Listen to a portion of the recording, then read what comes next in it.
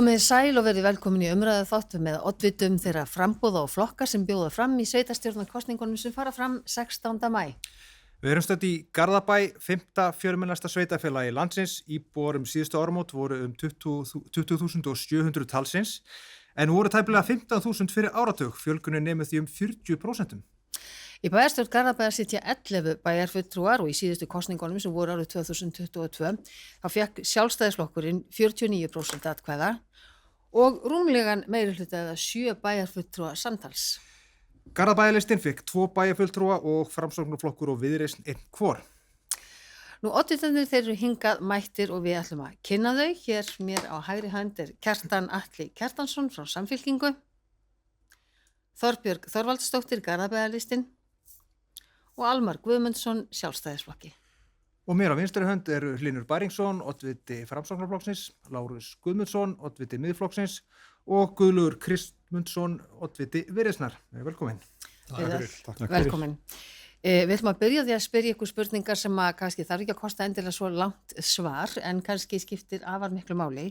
Það er að segja hvað verður kosið í kosningum hér í Garðabæ núna 16. maí og hvernig ætlaði að fá fólk til að mæta á kjörstað vegna þess að það hefur dregið mikið úr kosningaþátttöku almennings í sveitarstjórnarkosningum. Ef við byrjum á bæjarstjóranum, Almar Guðmundsson. Já, takk. Það er kosið auðvitað bara stöðuna í Garðabæ í þessum kosningum. Það kom nú fram í ingangi að íbúum hér hefur fjölgað, því fylgir auðvitað mikil uppbygging bæði á innviðum, á skólamannvirkjum og þess áttar og auðvitað þjónustan fylgir með. Við erum ótrúlega glöð með það að íbúarnir svara mjög jákvætt í þjónustukönnunum þegar þau eru spurð hvernig gengur. Þannig auðvitað kjósum við þetta. Ég held að við kjósum líka bara áframhaldandi uppbyggingu í bænum og varðandi þáttökuna þá tekið nú undir. Ég held að sé mikilvægt að við stöndum okkur vel í að fá fólk á kjörstað og við í okkar kosningabaráttu upplifum mikinn áhuga íbúana. Og líka gleði, ég þykir nú vænt það að fólk almennt glatt og ánægt þegar það mætir okkur, en það er mikilvægt að allir hóparnir í samfélaginu taki þátt í umræðinu og auðvitað skili sér á kjörstað. Þorbjörg. Ég held að stærsta kosningamálið og það sem kosið er í raun og veru bara augljóslega hver fær að stjórna Garðabæ. Það er að segja hvaða flokkar eiga að vera við völd hér. Komið nóg af því að Sjálfstæðisflokkurinn stjórni þessum bæ. Þau hafa verið við völd í 50 ár og það er ákveðin þreyta gagnvart því að það sé alltaf sama fólki sem að fer með völdin hér í bænum. Þannig ég held að þetta sé það sem að fara að koma fólki á kjörstað og ég held líka það sem að við þetta þurfum að gera að gera fólki grein fyrir því hversu mjótt á mununum oft í sveitarstjórnarkosningum. Við fengum að kynnast í Garðabæjarlistanum síðast, við vorum 12 atkvæðum frá 3. manni inn í bæjarstjórn, þannig að hvert atkvæði skiptir máli og við þurfum að koma þessu áfram til kjósenda. Gaman að stíga á þetta svið og vera einna með ykkur. Tek undir með Þorbjörgu að það munar svo sannarlega oft litlu í sveitarstjórnarkosningum.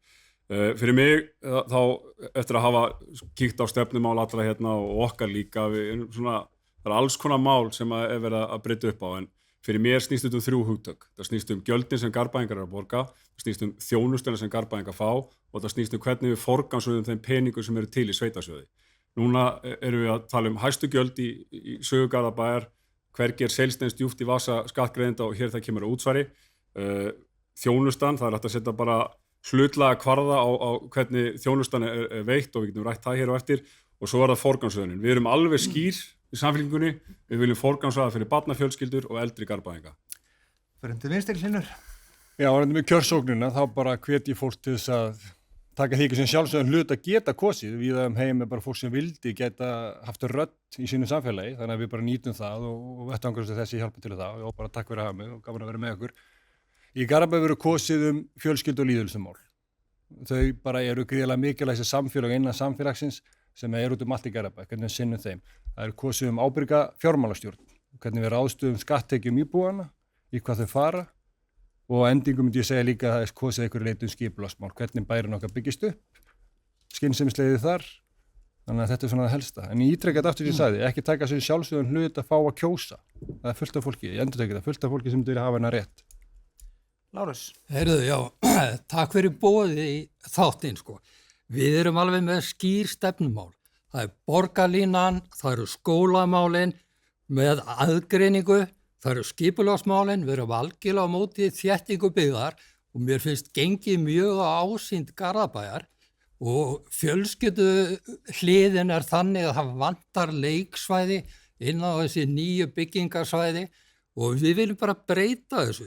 Við höfum miklar áhyggjur af nýja Arnarlandinu þar sem okkur finnst gengið á rétt íbúðan í Akralandi, það gengið á rétt íbúðana í Súlunesi og Arnarnesinu og við viljum bara snúa þessu við. Við viljum hverfi sem eru fjölskylduvænni og það útgangspunktur nummer 1, 2 og 3 hjá okkur.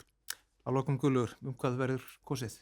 Já, það, sko til þess að draga fólk á kjörstað, þá þarf þetta að vera gaman og við þurfum að vera tilbúin til þess að hlusta á íbúa. Við í Viðreisn erum búin að vera taka á svona seljufundi og kalla til okkar íbúa og hitta, ganga bæinn með töflun okkur og hitta fólk og heyra hvað fólk að segja. Við erum að leggja áherslu á 3 mál í þessari kosningabartu. Það við ætlum að fara í kröftugar aðgerðir fyrir börn í þessum bæ. Við viljum setja grunnskólann í Garðabæ aftur til forystu. Við stöndum í dag á starfi sem var gert fyrir 20 árum og það kvarnast undan þeirri forystu. Við viljum setja grunnskólann í Garðabæ aftur til forystu. Við viljum fara í nýjar aðgerðir í forvarnamálum í þessum bæ. Og við viljum víkka út hvatapeningana, þeir eiga að vera fyrir 3 til 20 ára gömul ungmenni og svo viljum við setja á stofn sumarfrístund en það sem skiptir öllu máli við þurfum að fara í menningu og við þurfum að skapa rými fyrir menningu. Það fullt af steypu í Garðabæ og við höfum verið dugleg til dæmis að fullt af plönum og allt þetta.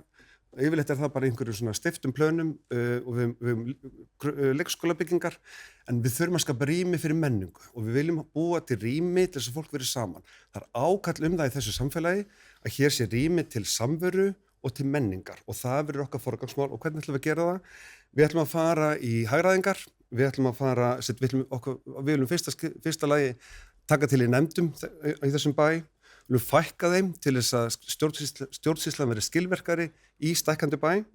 Við viljum að sjálfbæri rekstur að innskiptist tekjurnar okkar fari ekki til þess að fóðra reksturinn og svo viljum við þegar Garðabæri 1000 manna vinnustaður þá viljum við setja mannauðsmál á dagskrána og svo viljum við nota nýjar aðferðir til hagræðingar hér. Gátt vel. Það nú þegar punktar sem að ég verða að fá að bregðast við. Við komum inn á öll þessi atriði eftir. Ok, það að því að hér falla atriði sem eru hreinlega ekki rétt, þannig að það er mikilvægt að því sé þetta skilahaldið. Þú bara leiðir til það eftir smástund. Gerir það. En við ætlum að byrja á samgöngumálunum. Það fer ekki fram með einu með umferðin í gegnum bæinn. Hún mjög þung og líka inn í bænum. Samgöngusáttmálun á að taka á því vissulega, en eru þið með lausnir sem hægt að grípa fyrr til? Ef við byrjum bara á þér, Lárus, þú fórst mikið samgöngusáttmálann. Við í Miðflokknum viljum fjölga almenningssamgöngum með aukinni tíðni og fleiri ferðum. Og það engin vafi, það verið að sníða að fjölskyldubílum. Við viljum alls ekki að fjölskyldubílir sé settur í B-flokk. Þannig að það okkar útgangspunktur og svo viljum við alls ekki þannig stokk við Lyngás. Hann mun kosta 13 milljarða, Almar, og ég sé bara engan tilgang í þessu.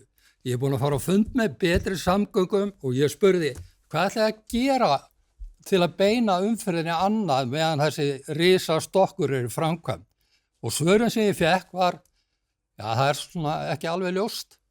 Þetta bara ekki viðunandi fyrir þennan stóra samgöngusáttmála sem kostar einhvers staðar í kringum 300 milljónir og borgarlínan 300 milljarða og borgarlínan 140 milljarða. Ég skil bara ekki okkur út búin að skrifa undir hana sáttmála. Þannig að bara ef ég spyrja þess áfram, ég meina þú talar aukina tíðni almenningssamgangna og aukið vægi einkabílsins. Hvernig fer þetta saman? Allan ekki að þrengja einkabílnum. Sko, almenningssamgöngur eru 4% í dag. Það ekki mikið notkun. Markmið að koma þessu upp í 8 til 10%. Og ég bara sé ekki fyrir mér að þetta gangi eftir. En Miðflokkurinn þið berjist gegn borgarlínu, það kannski best að spyrja bæjarstjórann strax að þessum að þið eru aðili að samgöngusáttmálanum. Já, hvernig ætlaði að leysa þessi mál hér og nú? Það langt í landa að borgarlína verða veruleika. Já, ég meina samgöngusáttmálinn eru þetta miklu breiðara hugtaka en bara borgarlínan, en bara þannig að ég afgreiði þann þátt að þá er ég sammála Lárusi og við sjálfstæðismenn í Garðabæ höfum beitt okkur fyrir því að í okkar skipulagsáætlunum muni almenningssamgöngunar ekki vera á kostnað annarar umferðar. Þetta er gríðarlega mikilvægt. Það liggur þannig í spilunum á Hafnarfjarðarvegi höfum við nægt landsvæði til þess að vinna úr þessu með þessum hætti, þannig að íbúarnir geta treyst því áfram. Það er þú ert eiginlega einn af fyrstu Garðbæingunum, Lárus, sem segir við mig að þessi stokkur sé eitthvað sem við viljum ekki. Þetta er mjög mikilvægt. Þetta er mjög mikilvægt verkefni fyrir okkur Garðbæinga, því miður er það frekar seint á áætlunni, en það sem þessi stokkur mun gera, hann mun tengja bæjarlandið okkar saman, hann mun þýða það að svo þunga umferð sem fer hérna í gegnum bæinn mun fara undir. Við munum þá hafa tækifæri til þess að hafa strætisvagnana ofanjarðar. Varandi samgöngumála öðru leyti, það eru í sáttmálunum verkefni sem er miklu fyrr á dagskráni sem eru gatnamótin inn í Hafnarfirði sem að tengjast þá Reykjanesbrautinni. Það er mál sem er lengra komið og verið að valkosta greina, mjög mikilvægt. Það mun gefa okkur til dæmis kost á að tengja Kauptún með öðrum hætti sem er mikilvægt fyrir okkar íbúa í Urriðaholti. Nú við erum að ljúka við tengingu Urriðaholts við hinn allræmda flóttamannaveg svo það komið fram. En það er líka bara ágætt að því við erum að tala um samgöngumálin. Hér er tíðni ferðana meiri en var. Það er þegar búið að útfæra það. Við erum að útfæra innanbæjarakstur þannig að það er kyrrt á kvöldin sem áður var ekki. Þannig að það er fullt af samgöngutengdu málum sem að er búið að hrinda í framkvæmd. Auðvitað eru þau þung og erfið, en við verðum líka að horfast í augu við að stórar framkvæmdir skila ábata og það verður að vanda þá til verka á framkvæmda tíma. Við gerum okkur alveg grein fyrir því að það er Það má ekki bara horfa á nákvæmlega hvað þetta kostar í dag. Auðvitað skiptir það miklu máli, auðvitað að fara vel með það.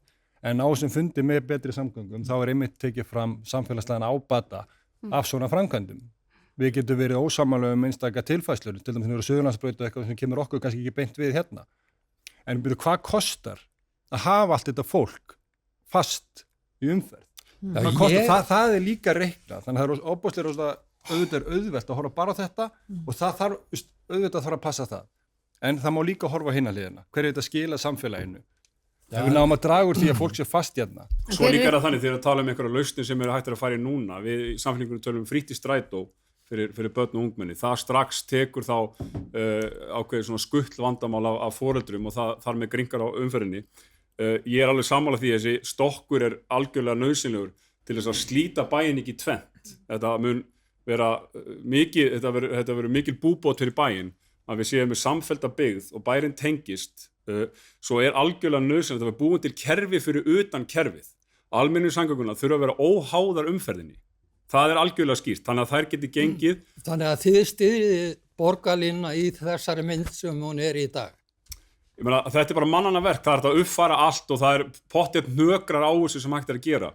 En stóra myndin að búa til almenningssamganglakerfi sem er ekki háð umferðinni, hversdags umferðinni, það er bara nauðsynlegt og þannig er það bara í stærri borgum. Höfuðborgarsvæðið er að stækka og við getum öll verið sammála um það. Bílum er að fjölga. Fjölga 60 á viku. Það 60 á viku, það er bara töluleg staðrind. Þannig að ef við gefum okkur þá staðrind og við ætlum að fara að fjölga akrinum eða eitthvað slíkt, þá endanum er það bara plástur á sárið. En hver er ykkar sýn í samfylkinguna á það hvernig að leysa þessa hnúta sem eru nú þegar? Strax, ef við frítt í strætó, þá erum við búin að taka smá umferðarþunga af og svo eins og með hennan stokk, það bara þarna sjáum við kannski hagsmunagæslu Garðabæra, við lendum aftast og það vil svona vera í svona sameiginlegum verkefnum. Það er Garðabæra svolítið aftalega á merinni, þannig að maður hugsa bara hvernig er hagsmunagæslan búin að vera, okkur er þetta aftasti hluti samgöngusáttmálans. Okkur er ekki að semja þannig að við séum framar og þetta komi fyrr. Það er þetta mjög áhugavert að heyra að samfylkingin hér komin í kunnulegar töfralausnir. Það er augljóslega þannig að hagsmunir Garðbæinga eru vel varðir í sáttmálunum. Það eru þessar framkvæmdir á Reykjanesbraut mjög mikilvægar. Við verðum að horfa til þess. Frítt í strætó, þetta er rætt í strætó, við erum í breytingaferli. Það er komið nýtt félag sem heitir Almenningssamgöngur EHF. Það er ríkið orðið nýr hluthafi á móti okkur. Þú kannast nú einhverja þar á bæ Kjartan. Og við verðum að vanda okkur í svona málum. Það er ekki ábyrgt núna að henda fram höfum þetta frítt og einhvern veginn algjörlega óljóst. Það er mikið ábati fyrir að hafa þetta frítt. Það er ekki ábyrgt að segja sér frítt fyrir ungmenni. Já, vegna þess að það ekki búið að greiða úr málunni og það eitthvað sem einkennir sveitarfélög og samskipti þeirra við ríkið að sveitarfélögunum hefur ekki gengið vel að tryggja sína hagsmuni peningalega og það bara ábyrgt fyrir sveitarfélagið við förum varlega í þessu þannig að það sé ekki íbúarnir okkar sem þurfa að borga. Það er ábyrgt kannski að fá að nefna vegna þess að við hér tala til dæmis almenningssamgöngur og aukna tíðni á kvöldin og annað slíkt. Þetta er eitthvað sem við í minnihlutanum höfum barast fyrir alveg frá upphafi. Mér langar bara að koma því að. En þeir spurðuð svona hvað er hægt að gera til skamstíma. Eitt af því sem við getum gert til skamstíma er að vinna eftir nýrri hjólreiðastefnu Garðabæjar sem var samþykkt eftir tillögu frá Garðabæjarlistanum og er eitthvað sem við gátum öll sameinast vegna þess að fólk veit að þetta verður áfram viðvarandi vandamál. En leysir það ekki bara hluta vandans? Auðvitað. Og þetta er bara mjög flókið. Og það sem er auðvitað, grunnvandinn er að allt höfuðborgarsvæðið er mjög dreift og fólk þarf bíl til þess að komast til vinnu. Annað sem við getum gert er að byggja markvisst upp atvinnusvæði eða rými þar sem að fólk getur unnið í heimabyggð. Það fólk til dæmis sem að getur unnið fjarvinnu og þar með fækkað ferðunum. En þetta er bara svo margþætt. Það er ótrúlega margir hlutir sem þurfa að koma saman en það sem að skipti máli er að það sé skýr stefna og þess vegna finnst mér skipta mjög miklu máli að við stöndum vörð samgöngusáttmálun og þau verkefni sem að snerta Garðabæ inn í honum. Guðlaugur. Náttúrulega, borgarlínan er bara eitt mengi af samgöngusáttmálunum og ef við ætlum að fara að kvarna úr borgarlínuhugmyndinni og verkefninu þar, þá erum við líka búin að fórna verkefninu sem við erum að fara í fyrir einkabílinn og hjólreiða stígana og vinnunni kringu það og vegna þess að það sem að samgöngusáttmálinn færir okkur eru langtíma markmið og það er bara í fyrsta skipti sem höfuðborgarsvæðin nær að sameinast að leysa þetta mál. Við erum núna í vanda vegna þess að okkur tókst það ekki fyrr og það sem að skiptir öllu máli að við bara höldum kúrs í þessu og ég meina, hvað gerum við akkurat núna? Það er bara nákvæmlega þetta, við getum notað skipulagsmál til þess að búið til rými fyrir fyrirtæki að vera í bænum, þannig umferð getur farið í allar áttir höfuðborgarsvæðinu, fólk fær að sækja vinnu hér og hvað, en svo verðum við líka að halda áfram bara að búa til fleiri leiðir. Það er líka bara á einhverjum tímapunkti, þar fólk bara eiga samtal við sjálfa sig í bílnum bara, ætla ég að taka strætóðan á morgun, ætla ég að hjóla í dag. En þetta verða að vera raunverulegir kostir fyrir og eitt af því sem við þurfum að gera, því við mælum til þess notkunns almenningssamgangana vel, innstigin í strætó mælum við og við mælum umferðina en okkur vantar að mæla hjólanótkun og við þurfum að setja upp teljara á hjólastígana til þess að sjá nótkunna vegna þess að ef við mælum það ekki þá veitum við ekki hver árangurinn er. Þeir eru við þessi teljar á.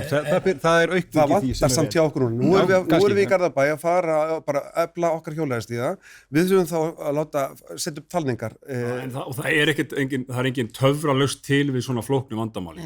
Þetta er bara samþáttur margra smærri lausna og eins og þetta fljótasta leiðin er að eins og hefur verið gert að breyta akstri og tímasetning á honum og mögulega einhverjum tímasetningum innan skóla og svoleiðis, það er svona auðvöldasta leiðin og svo þetta eins og ég nefndi á frítt í strætó og þarna sjáum við, svona til að þið nefndu nú áðan þegar komið hérna hvort að það væri tekist á eitthvað í Garðabæ, hérna sjáum við skýran mun og það er ekki ábyrgt að forgangsraða í þágubarna að mati bæjarstjóra, þarna liggur líka. Þetta er nú svolítið stór orð að segja, ég held að þetta sé nú svolítið sterk fullyrðing. Það er augljóst og við rekjum það væntanlega hérna á eftir að það er forgangsraðað í þágu barna mjög víða í Garðabæ. Þetta mál er samvinnumál sveitarfélaga og ríkisins og við verum að taka það þannig. Það er það sem ég kalla bara eftir ábyrgð í því og þannig er það hjá samtökum sveitarfélaga og höfuðborgarsvæðinu. Við erum að ræða þetta mál. Við munum ekki klára það núna. Það er engin Þið eru nú að kalla líka eftir hugarfarsbreytingu Ég minni aftur á samfélagslega ábata. Ykkar sýn í Framsóknarflokki. Við viljum hafa gjaldfrjálst strætó fyrir ungmenni. Við viljum aukna tíðni. En varðandi almenningssamgöngur, fólk mun leita meira einkabílinn og þetta verkefni betri samgöngur er góð leið að því. Fólk mun leita meira einkabílinn á meðan það er svona miklu þægilegra. Við sjáum það alls staðar erlendis. Þegar sem segir, þetta er mikils unnið með að bæta þetta kerfi. Það þýðir ekki allir farið ángað. Það hjálpar líka þeim sem eru. Og bara hugsa ykkur borgeti sem farið í erlendis. Það sem þær eru í lagi. Þetta er líka einhver heldur spurningu kúltúr á Íslandi varðandi almenningssamgöngu. Og þess vegna er frítt í strætó og þarf við að ala börnin upp við vera að nota almenningssamgangnakerfið og þá það er besta leiðin til þess að bæta þessa tíðni sem Lalli talaði Þetta líka bara góð leið til þess að létta á heimilum, þetta góð leið til þess að auka sjálfstæði ungmenna í Garðabæ. Mér finnst þetta svo borðleggjandi, við erum að leggja peninga í einhverja innviði og við getum nýtt á betur. En mikil andstæða við þessi hugmynd? Mér heyrist það. Já, ég svo mikið. Nei, hún ekkert svo mikið. Ég held að það sem skiptir máli að það bara eiga réttu umræðan og réttum stað. Þessi strætómál, það ómögulegt að eitt sveitafélag segi þetta og eitthvað annað sveitafélag annað. Við þurfum að vera ábyrg í samverðinni. Almar, þú getur ekki verið eitthvað viðkvæmur fyrir því. Ég ekkert viðkvæmur fyrir því. Fólk segir hérna að það vilji gera eitthvað. Og svo hérna, við ætlum bara, auðvitað á að vera hérna frítt í strætó fyrir ungmenni, hvernig við komum svo að því í samstarfi við önnur sveitafélag á höfuðborgarsvæðinu og ríkið, það á eftir, vegna þess að við erum í rauninni, gleymið því ekki, það rosaleg breyting framundan á rekstri strætó á höfuðborgarsvæðinu. Við erum að fá nýja stjórn yfir strætó á höfuðborgarsvæðinu sem er faglega skipuð. Hingað til höfum verið með pólitíkus að það. Hættir strætó þó að vera strætó og vera bara eitthvað allt annað. Nei, við erum að horfa á það, þá fáum við stjórn yfir fyrirtæki þar sem að hvert sveitafélag sendir ekki sinn fulltrúa til þess að passa upp á hagsmuni síns sveitafélags. Við erum að horfa á að stjórn sem ætlar að horfa á svæðið í heild til þess að þjónusta íbúa og sveitafélagi. Ok, allavega, við erum alveg á hreinu að það verður allavega kosinu samgöngumálin í þessum kosningum 16. mæ. Ég fæ að koma því á framfæra Garðabælistin stiður hérna fríttistræta fyrir ungmenni líka. Já, og það er örugglega ekki mikið, en allavega það sem við erum að fara það eru skipulagsmálin og lóðamálin hér í Garðabæ, eins og framkom hér í byrjun þáttar, þá hefur íbúum fjölgað gríðarlega mikið síðustu 10 árum. Það er mikið byggt úr Urriðaholti, þegar eru að fara að byggja í Hnoðraholtinu, það er Álftanesið, Garðabær sjálfur auðvitað. Okkar spurning til ykkar er, viljið þið stækka bæinn? Viljið þið fá fleiri íbúa og ráða innviðirnir við það? Við byrjum á þér, Kjartan. Sko, ég myndi segja samhliða því að skipuleggja byggð til langs tíma, þá þurfum við að gera átak í að fegra bæinn sem er núna fyrir. Þeir eru brotnar gangstéttar, skólalóðin í Garðaskóla má svo sannarlega muna sinn fígul feguri. Ef við keyrum út á Álftanes og keyrum Breiðimýrina, þar sjáum við svæði sem er sjabbi, ef við notum það leiðilega orð. Malaplanið fyrir utan Vallarhúsið má svo sannarlega muna sinn fígul feguri eins og skólalóðin í Garðabæ, Áhaldahúsið gamla út á Álftanesi, þannig að ég myndi segja þetta er eitthvað sem við þurfum að gera samhliða því. Þegar kemur að skipulagsmálum þá þurfum við líka að móta einhverja langtíma stefnu, eitthvað skapalón sem er byggt á gögnum, sem er byggt á þörfumarkaðarins, sem er byggt á líðþróun, hvernig er þjóðina eldast, hvernig verður íbúðaþörfin á komandi árum og hvernig getum við uppfyllt það sem er handan við hornið. Stórir árgangar eru að fara á efri ár og þörfin fyrir smærri íbúðum verður meiri og meiri. Við verðum að fara að byggja minni íbúðir og þá er ég ekki að tala um að slá af kröfunum, við þurfum að byggja minni íbúðir, þannig að unga fólkið okkar geti líka haldið áfram að búa í Garðabæ þegar það kaupir sér hús og það liggur alveg fyrir hvað er sem fólk vill. Búsettukannanir HMS eru mjög skýrar. Fólk vil geta lagt fyrir utan, það vil hafa gott birtustig, það vil hafa helst snúa í suður og vera með suðursvalir og það vil vera í tengslu við náttúruna. Við getum tjekkað í flest þessi bóks, við getum kannski ekki lofa öllum að snúa í suður í Garðabæ, en við getum tjekkað í öll þessi bóks. Fólk er að hafna stærri fjölbílum, vil smærri fjölbíli og þetta er bara skapalón sem við þurfum að mynda út frá gögnum, þannig að við hættum í einhverju bletta umræðu einhverja bletti hér og þar, heldur bara mótum okkur stefnu, hlustum á markaðinn, hlustum á fyrirtæki sem er að starfa í þessum geira og byggjum það sem raunverulega þarf. Og ég Takk. Sko, við Miðflokknum við búin að tala fyrir því margar vikur og langan tíma að við þurfum að byggja lágreist fjölbýli. Við þurfum að vera með gott framboð sérbýlum og við þurfum að gæta þess að það séu allir samfélagshóparnir í Garðabæ sem eigi erindi inn í mismunandi húsnæði. Og ég verða að nefna það, ég er búin að keyra mikið þannig í Hnoðraholtinu, ég sé bara engin leiksvæði fyrir börnin. Er það eitthvað sem hefur gleymst? Og ég ætla ekki alveg að svara strax, svo ætla ég að fara yfir þetta nýja Arnarhverfi og mér finnst alltaf útgangspunktur þegar þú byrjar að hanna hverfi að þú takir tillit til hverfana sem eru fyrir. Og við Miðflokknum erum einu aðilarnir sem hafa talað fyrir Arnarhverfið og við höfum talað fyrir Arnarnesi og við teljum alveg ótrúlega ólíklegt að þú náir að leiða umferðina alla undir Arnarnesveginn og gárungarnir segja mér að þegar var gerð mæling á umferðina þarna sem að þið miði við, þá hafi verið kvennafrídagur. Þannig ég segi bara við ykkur, ekki byggja og skaða þá sem búa næstu.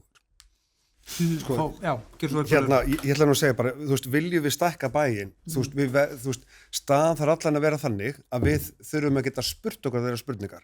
Rekstur bæjarins akkurat þannig núna, þegar við erum að selja eignir til þess að fjármagna reksturinn, þá komum við til með að þurfa alltaf að stækka bæinn. Þannig að íbúarnir þurfa allan að geta hafna því að vilja stækka bæinn. Þannig að fyrsta forsendin bara við þurfum að taka til í reksturinnum til þess að við getum allan að staðið frammi fyrir þeirri spurningu, ætlum við að stækka bæinn. En við segjum, við stækkum ekki bæinn án menningar og þegar við ætlum að stækka bæinn þá þarf að vera til rými, hvort sem það er á torgum eða leiksvæðum eða í menningarhúsi sem er þá kröftugt og stórt og getur haldið utanum okkur, því það er ákall í þessu samfélagi að þessu rými til þess að vera saman. Þetta er fullt af litlum rýmum út allt. Ótrúlegt, en við erum bara orðin svo miklu stærra sveitafélag að við þurfum almennlegri og stærri rými. Við þurfum það sem að bæjarbragurinn og þetta góða samfélag fær að nærast á samveru. Og þú veist, fyrirtækin spretta þá upp í kringu það og þjónustan sem vantar hérna í nærsamfélaginu og annars byggjum við ekki upp ný hverfi. Og þetta er það sem vantar, vegna þess að ef við búum þetta ekki til, þá verða öll nýju hverfin okkar svona gegnumstreymis svefnhverfi. Bent á það að við í Samfylkingunni erum með skýrt kosningaloforðum að efna til samkeppni með íbúum bæjarhátíð. Við tökum undir þetta þegar samfélagið dreifist og byggðakjarnanir eru út allt að þá verður erfiðara að samþætta og búa til bæjar. Þau eru mjög þung. Já. Og ekkert gerast á morgun. Það sem ég ætla að fá að benda á aftur sem ég hef gert áður er að skipulagsferlið allt frá fyrstu hugmynd að skópustungi er óbúslega langt. Ég held að setja hraða þessu ferli, talandi um hagræðingar, ekki bara hluti sem kostar peninga, þetta er að spara bæjarfélaginu og mér eru svona ríkinu peninga. Og þetta skipulagsmál ég tekið undir margt sem kemur hérna, en það er hægt að bæta svona ásýndina út allt. Það er nefnt til dæmis Garðaskólalóðina. Upp í Urriðaholti eru rosalega lengi framkvæmdir í gangi. Það er hægt að setja inn hvata þess að framkvæmdin ljúki sem fyrst. Þannig að fólk sé ekki búandi í hálfbyggðum götum og innviðir ekki komnir í lag. Það er eitthvað sem getur gert þess að flýta málinu. Garðbæingar vilja ekki stækka endalaust. Maður heyri það bara. Þeir vilja ekki endilega stefna 50.000 manns. Það er bara svolítið. Þeir vilja halda í sérkenni bæjarins. Það hefur orðið þétting sem er alltaf í lagi nálægt stofnæðunum og það er í góðu lagi en við viljum halda þessi sérkenni sem er í bænum. Og eitt sem ég vil nefna er Norðurnesið á Álftanesi. Það er sem er stefna að setja golfvöll og 115 íbúðir eða hús. Þannig við viljum setja það á ís og sem að það sé, við getum fundið nýtt byggingaland þar og ég held bara það er aðstæður hérna sé ekki það bestu í þetta. Almar, það er heilmikið fyrir bæjarstjórinn að svara af spurningum. Já, ef við byrjum á að því að hér er verið að ræða umræðu byggða á gögnum, þá er bara mjög mikilvægt og undirbúning og þá er bara mjög, við getum bara tekið Urriðaholt sem eitt dæmi. Það eru fá hverfi á Íslandi sem hafa farið í gegnum jafn faglega og vandaða rýni og þetta mál og það er bara allt í lagi að spyrja skipulagssérfræðing af því. Ég er gríðarlega ánægður með uppbygginguna, nú er henni að ljúka og það er búið að ganga frá nánast öllu þarna, þannig að þetta lítur vel út. Auðvitað, og það er alltaf þannig og við höfum að vera opin fyrir því að það er ykkur atriði sem þarf að laga í nærumhverfi og við höfum nú haft kraft í það að gangast við því þegar það er.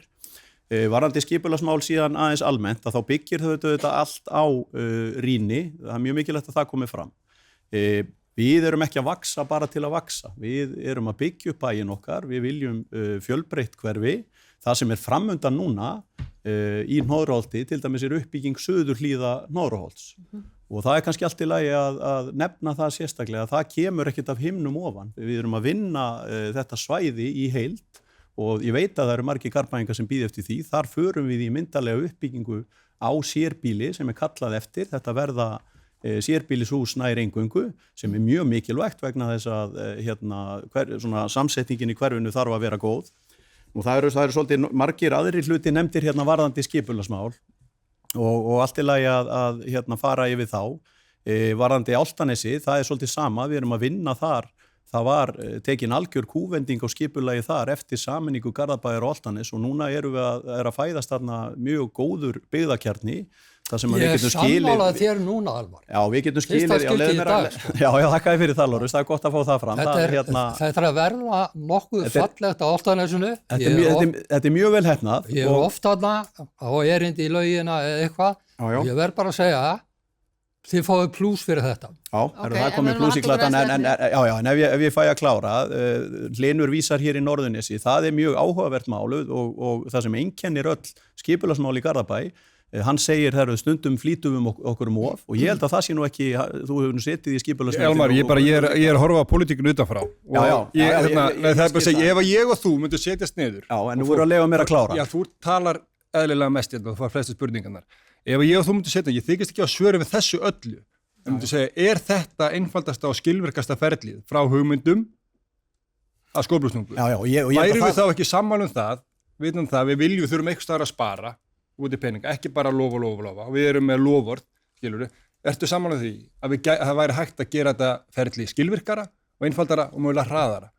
Ég er sammála því að það er hægt að gera kerfið skilvirkara. Það sem ég er bara að vekja athygli á hér, við höfum unnið og það er þannig út á Álftanesi að við erum mjög miklu opnari heldur ýmis önnur sveitarfélög í skipulagsferli. Við boðum fleiri íbúafundi, við drögum fram ábendingar, athugasemdir á fleiri stigum heldur en þarf að gera í rauninni samkvæmt því hvernig þetta er lagt upp samkvæmt lögum og mér hefur bara þótt það mikilvægt og þetta tefur þetta verkefni aðeins en þetta býr líka oft til meiri sátt í umhverfinu og Norðurnesið hýsir golfvöll áformaðan sem er frábært og þarna á að rísa líka sérbýlishúsabyggð. Við þurfum að rýna það, mögulega er á mikið af húsum þarna og þá lögum við það, þetta þarf að vera lágreist og í takt í umhverfið, það er nákvæmlega það sem við viljum gera. Við ætlum að leyfa Þorbjörg að svara núna. Já, fá aðeins að koma inn þetta vegna þess að sko, það hefur auðvitað verið mikil uppbygging í Garðabæ og mikil uppbygging fyrirhuguð en á endanum þá auðvitað snýst þetta bæði ásýnd bæjarins en það snýst ekki síst heimili fólks og það hvar fólk ætlar að búa og líka sko, fyrir hvernig við erum að byggja vegna þess að hér hefur verið rekin bara mjög skýr séreignarstefna en það hefur ekki verið byggt af sama krafti fyrir fólk sem að tilheyrir tekjulægri hópum, það hefur ekki verið byggt fyrir í samvinnu við óhagnaðardrifin húsnæðisfélög eða búseturéttarfélög. Við viljum bæta úr því, við viljum að hér sé byggt fyrir alla hópa samfélagsins, við viljum með þessu vinna gegn einsleitni í Garðabæ og bara gæta þess að hér getum við öll búið.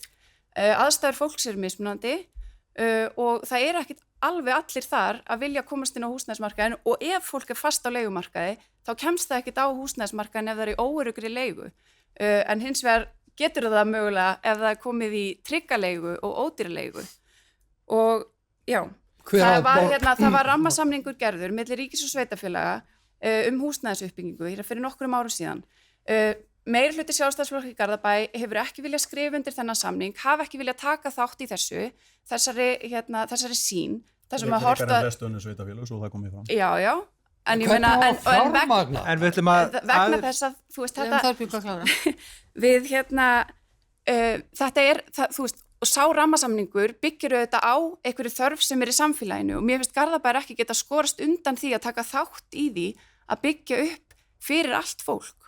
En við erum tölum mikið sérbýli og fjölbýli og annað, en það er kannski eitt svona sem íbúar hafa saknað hérna og það er eiginlega miðbær í Garðabæ. Hafið þið einhverja hugmyndir hvernig það byggja upp miðbæ sem kannski talar einn í það, Guðlaugur, og þú talar menningu? Það er nú búið, ég held að mér sýnist, þegar ég skoða eftir í tíman, þá er búið að tala Garðatorg í kosningum í síðustu 20 ár pluss og alltaf eitthvað. Mér sýnist svona á samtölum við íbúa hér í kringu Garðatorgið eru að, þú veist, þær hugmyndir sem hafa komið fram hjá Sjálfstæðisflokknum eru einhvern veginn svona alltaf einhver svona plástrar, lítið hér. Og þetta mæti mótstöðu íbúa, vegna sem sjá ekki enda, þú veist, afurðina. Hvernig Garðatorg á að líta út sem heildstætt samfélag. Það hefur engin trú á því. Og ég held að hér sé rauninni bara, þú veist, við þurfum að hugsa þetta stærra, hvernig á Garðatorg að líta út sem heild. Þú veist, það er búið til rosalega mikið af nefndum og einhverjum hópum hjá Sjálfstæðisflokknum í gegnum tíðina að einhvern veginn hvernig á að og það var aldrei komið einhver áþreifanleg að þetta mætir alltaf mótstöð og mín samtöl við íbúa á Garðatorgi núna á síðustu dögum segja mér það að ef þau myndu vita hvernig Garðatorg á svo að endanum að líta út, að þá myndu mögulega fólk sættast við að vegna þess að þegar það sér bara já, það á að byggja turn hér, já, það á að byggja blokk hér, þá hefur ekki trú, og hvað svo? Nei, ég vil það ekki. En ef við teiknum upp, hér á að vara torg, hér á að vera rými fyrir fólk, hér verður rými fyrir meiri þjónustu, hér ætlum við að leggja bílunum, hérna ætlum við að koma stað með hjólandi, gangandi eða með öðrum hætti. Þá getur fólk og samfélagið saminast á bakvið það, en það tekur tíma og þarna ætlum við að vera ósammála Hlini.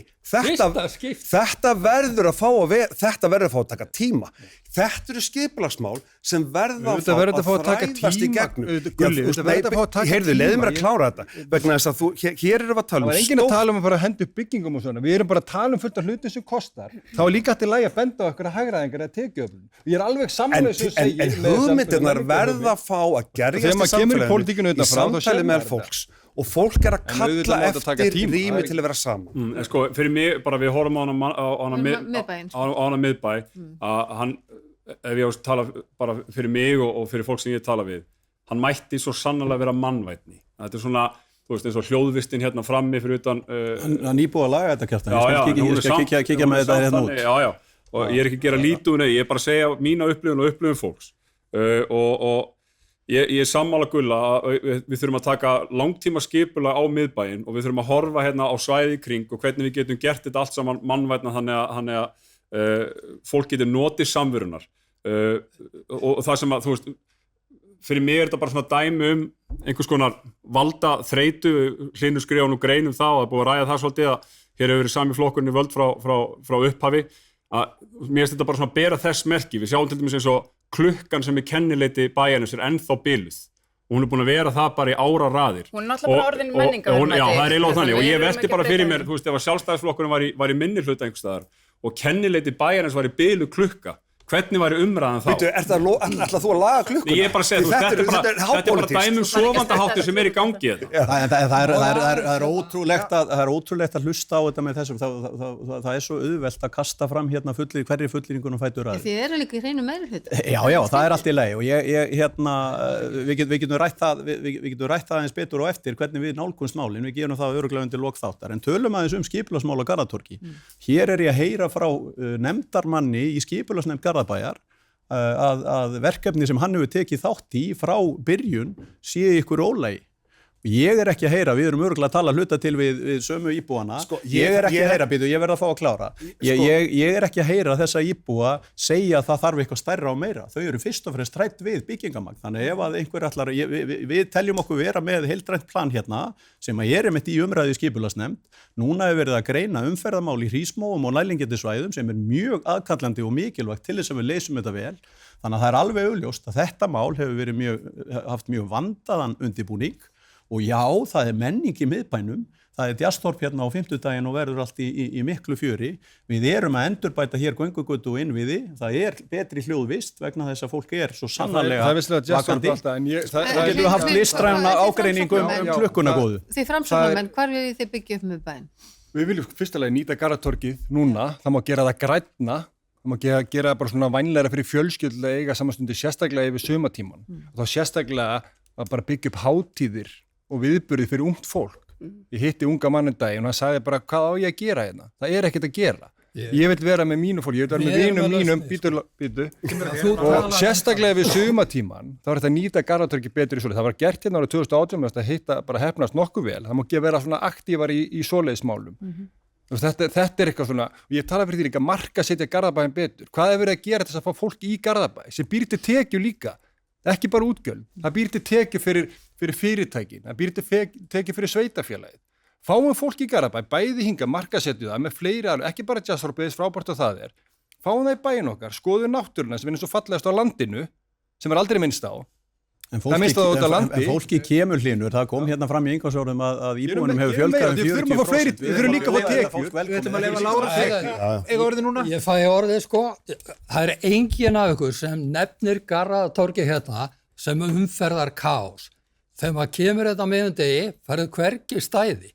en samt á að fara að stækka þetta, fjölga og gera og græja, en svæðið þessi litli. Lali, þú veist að það bílakjallari þannig? Já, það enginn að fara inn að bílakjallari, hann ekki endan. Hann ekki að fara í bílakjallari. En það þarf að Svo til að nefna annað, mér finnst að það ætti að fara með í nýtingu svæðið við Hofsstaðavöll sem nálægt Hofsstaðaskóla og Fjölbraut.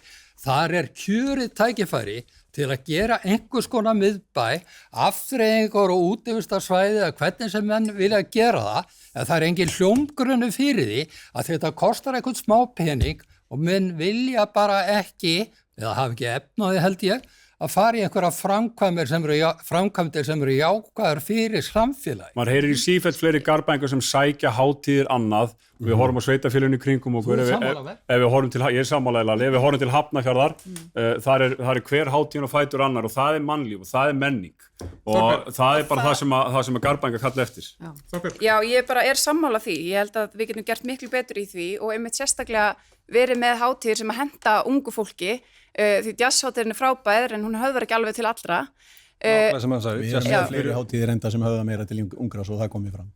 Það Rökkvan og fleira. En hún var náttúrulega ekki fyrra. Nei, hún var ekki fyrra, það rétt, en þá erum við ungmenna hús. Sammála þessu með Hofsstaðarsvæðið. Með Hofsstaðarsvæðið. Já, reyndar, þá Garðabælistin vill byggja upp svæði á Hofsstaðatúninu. Þið viljum byggja íbúðir. Við viljum bæði. Við viljum byggja og svo viljum við hafa leiksvæði mjög svona metnaðarfullt fyrir, við erum komið með eitthvað sem við getum verið sammála en ég ætla að segja eins og með Garðatorgið, það alveg rétt og þetta svona, Garðatorgið dæmi svæði sem skipulagt einhvern veginn algjörlega með bíla í huga en ekki fólk og maður finnur það þegar maður þarna. Ég hef setið úti á umferðareigjunni þar sem að nú til dæmis gróðurhús sem mjög skemmtilegt verkefni og hef setið þar með lítil börn og borðað ís en verið samt ekki rólega vegna sem að veita að barnið það byrja að fara að hlaupa af stað og út á götu og ég held að það sé hægt að gera ýmsa breytingar og það væri hægt að gera það hratt sem að gera Garðatorgið miklu lífvænlegra og manneskjulegra og ég held að margt af þessu geti verið svona ástíðabundið, geti verið yfir sumarið, eins og hér var nefnt 2018 þegar hluti Garðatorgs var lagður gervigrasi og það eitthvað svoleiðis verkefni getum við farið í með tiltölulega litlum tilkostnaði. Það er mjög mikið af bílastæðum hérna í kring. Ef við horfum á loftmynd af Garðatorgi, þá ekkert nema bílastæði kringum Garðatorg. Mannvænt miðbær, það bara klálega þannig. Við ætlum að skipta kúrs. Ég ætlum að svara Almar aðeins að því þú sagðir við mig að því ég búin að vinna í skipulagsnefnd og ég sannlega búin að vinna í skipulagsnefnd. Það sem ég hef gert í skipulagsnefnd fyrir hönd Viðreisnar að þegar fólk sendir inn umsagnaraðili, þá ég búin að heyra íbúum sem að senda inn umsagnaraðila og ég reyndi að hitta þá sem vilja hitta mig. En þú ert að segja, það eitt mál í gangi hjá okkur núna á Garðatorgi, það eitt byggingareitur. Ég að tala allt svæði. Það ekki rétt. Okay, við erum að tala afmarkað. Ég vil tala aðra byggingareitur.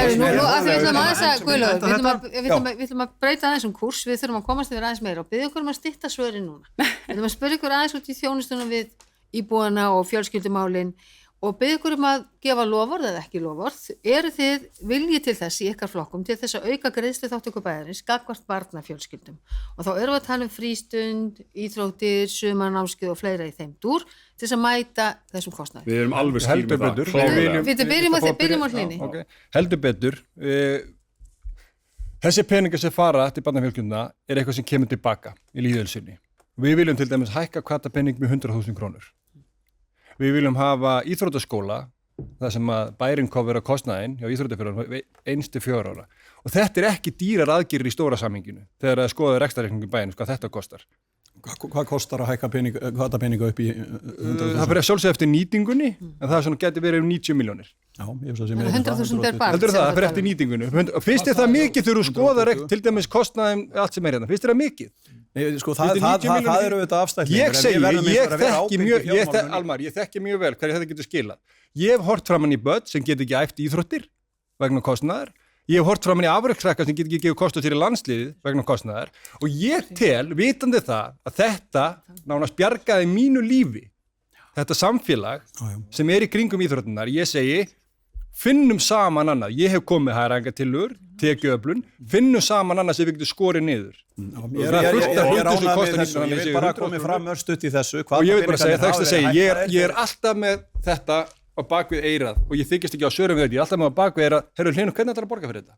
Hvaða peningarnir hafa hækkað og þeir hafa hækkað gott að blessa, hvernig ætlar að gera það? Þarna fyrst verður þetta að vera þannig peningar að þeim sé vel varið og varandi þetta líka annað. Nýting hvatapeningina hríðfellur.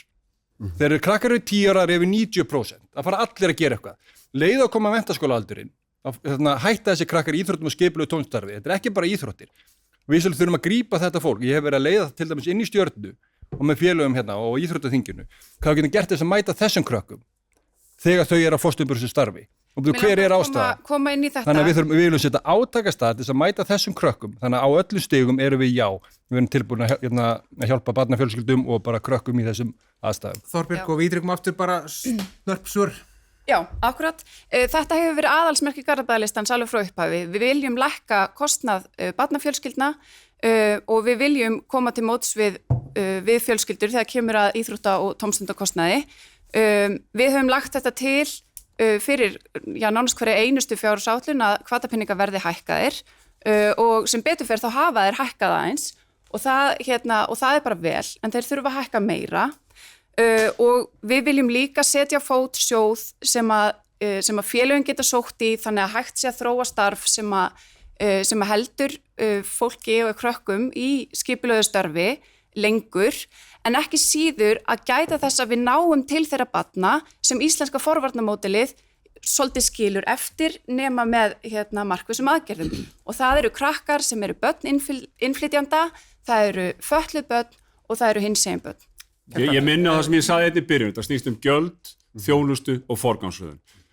Og forgangsröðunin fyrir mér á að vera algjörlega skýr og við erum algjörlega skýr með það í okkar stefnumálum. Samfylkingin hefur talað fyrir því á landsvísu að setja 50.000 króna þak á barnafjölskyldur 100% systkinaafslátt og það er vel geranlegt hér og því að bæjarsjóður er nú þegar að taka stærsta hlutana af kostnaði við leikskólamál að bæta í fyrir barnafjölskyldur og sérstaklega þær fjölskyldur sem eiga fleiri en 1 barn á leikskóla. Það er alveg klárt. Ég sagði áðan með frítt í strætó, við viljum klárlega hækka hvatapeninga, við viljum hækka upp í 75.000 í svona fyrstu atrinu og lækka aldurinn niður í 3 ár. Kostnaðurinn við þetta er í kringum 1 einbýlishús í Garðabæ. Og ekki einu svona dýrakostnaður. Nei, við viljum ekki hækka útsvarið, við erum nú þegar að fá hæstu tekjurnar, því að meðaltekjur í Garðabæ eru hæstar, þannig að flesta krónur koma inn per útsvarsgreiðanda. Ég bend á það að það eru, þú veist, eins og sameiginlegu kostnaður í rekstrarniðurstöðu bæjarins í ásreikningi, þar var hækkun upp á 270 milljónir, þannig að þessar 250 milljónir sem að kostar að fara í stór átak fyrir börn og barnafjölskyldur, hann er ekki stóri hann er innan við 1% af rekstrartekjum bæjarins. Sameiginlegu kostnaður er lægstur hér hlutfallslega, það er nýbúið að gera úttekt á þessu bara svo það komið fram og það er hrópandi munur á Reykjavík og Garðabæ í því samhengi. Ég vil líka koma því framfæri að það er mjög við viljum koma á systkinaafslætti í gegnum hvatapeningakerfið. Við höldum að það muni skila mestu fyrir barnmarga fjölskyldur. Já, við í Miðflokknum viljum taka upp algjörlega nýja lýðheilsustefnu. Við höfum verið að fylgjast með því sem að Dr. Janus Guðlusson hefur verið að gera með eldra fólkið. Svo erum við með Ólympíufaran Anton Svein Maki í okkar röðum og við viljum sem sagt fara í það að auðvelda Garðbæingum á öllum aldri að aðgengi að næringarráðgjöf, hreyfingarráðgjöf og færa Garðabæ inn í það að vera stærsta aflið á heilsusviðinu. Varðandi hvatapeningana, þá er það bara þannig að það er misskipt aðstæðum hjá fólki í Garðabæ. Við viljum að þetta sé svona aðeins tekjutengt. Það er bara, þú veist... Þetta er tekjutengt.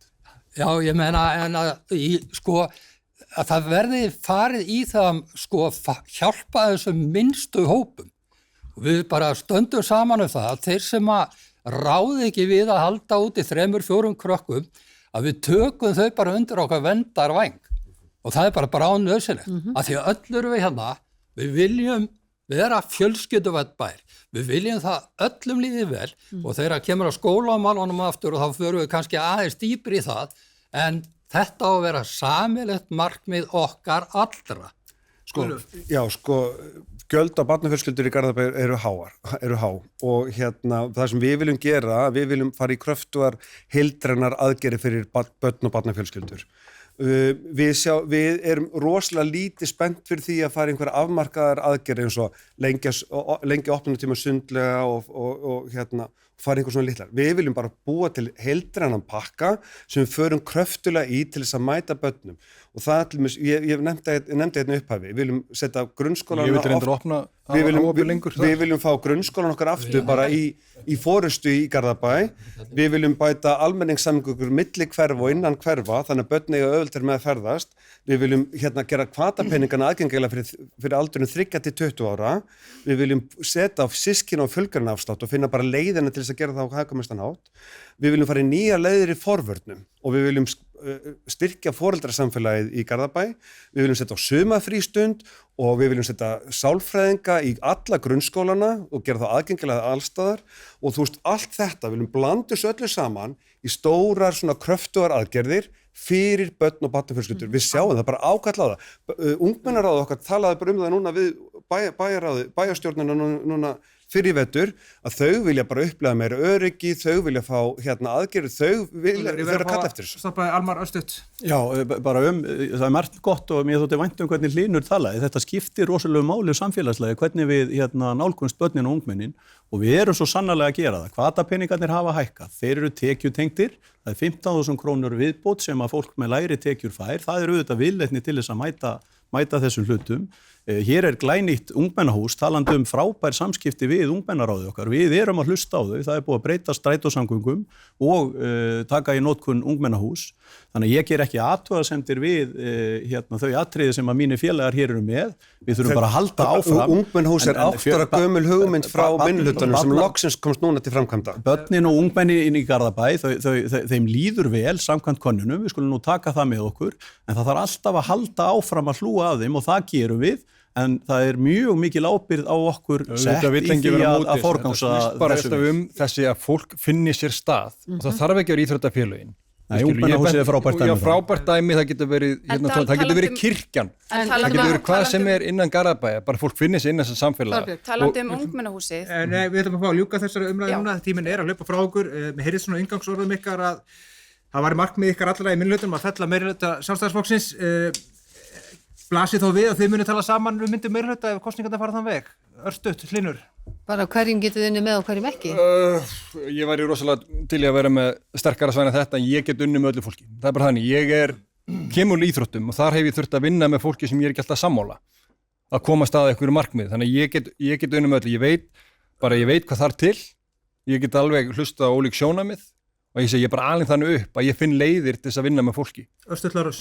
Heyrðu, ég myndi helst horfa til Almars í því samhengi á það reyndi.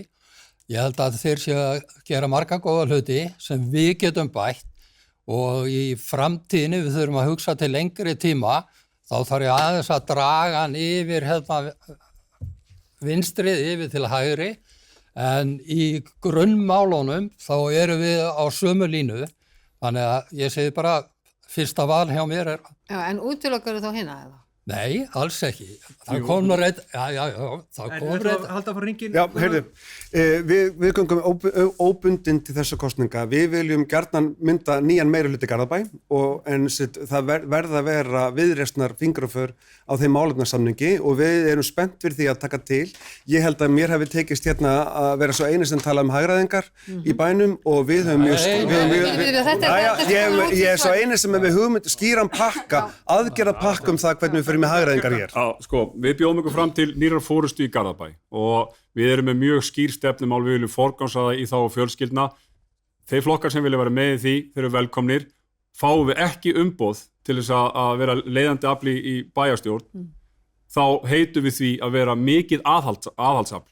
Ég tek undir það sem Lalli sá á pallborðinu hérna, stundum er þess að sé 3 flokka meirihluti, samstarfsmeirihluti þegar maður horfir á bæjarstjórnarfundi og hlustar á umræðarnar, reyndar fagna þessum gagnrýnu umræðum hér og svo er Framsókn verið svona svolítið silent partner í þessu samstarfi. Ég er ekki silent hérna. Nei, en hafa verið það í bæjarstjórn núna. Þannig að ég segi við viljum halda fólki á tánum og við bjóðum okkur fram til nýrar forystu hérna í Garðabæ. Ég tek undir það. Þorbjörg? Já, við getum unnið með öllum nema miðflokknum. Eins og Lalli ætlaði að koma inn á þá kom það fram í pallborðsumræðum á Vísi að miðflokkurinn vildi ekki vinna með Garðabælistanum og það gagnkvæmt.